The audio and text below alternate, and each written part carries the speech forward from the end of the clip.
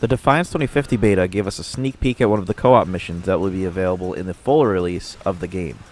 The co-op mission is called Liberate the Lost, and if you've ever played Defiance, you'll probably have played this mission. This video is more for people who are just jumping into Defiance 2050 and haven't played the previous installment. This video will give you a step-by-step walkthrough of the mission and what you need to do to complete it. Co-op missions in Defiance 2050 can be queued for in the Start menu.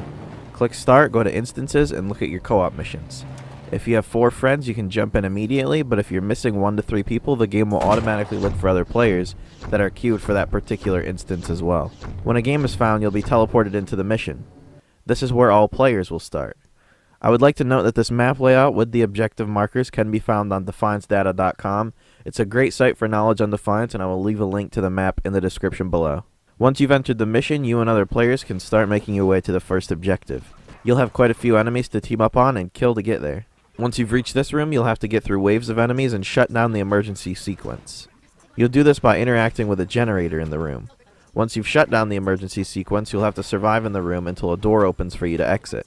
When exiting the room, you'll have to fight through some more enemies to get to the next room. In this room, you'll be tasked with freeing prisoners. Once all prisoners have been freed, you'll need to take out all the remaining hostiles. After these objectives are done, you can leave this area and head down the hall to the next objective. You're met with a lot of enemies that you need to kill, and then you must breach the storage room. This will be done by simply activating a switch on the wall. When you're in the storage room, you're going to need to sabotage the adreno supply whilst fighting enemies. There are 4 adreno supplies that must be sabotaged in order to progress. Once you've sabotaged all supplies and cleared out the area, you can continue forward to the next segment of the mission. These aren't actual objectives you need to do, but they are important to know. There are 4 turrets that should be destroyed. Turrets can be a big pain if you leave them up, so make sure to deactivate them using the generators next to each of them. After passing the turrets, you'll need to head upstairs and clear out more enemies until you reach the teleporter that will take you to the Piercer boss fight. All 4 players will need to be standing on this teleporter in order for it to work. Once all 4 players are on, someone can hold the interact button and take all players to the boss fight. When you reach the Piercer's quarters, you'll be met with a quick cutscene and then jump right into the fight. Any weapon can hurt the Piercer, so you won't need any special setup for this fight.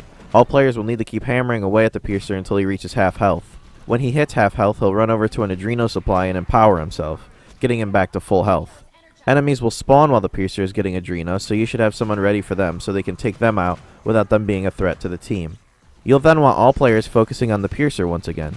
I should know that the Piercer mainly has a minigun, but he will swipe you away if you get too close.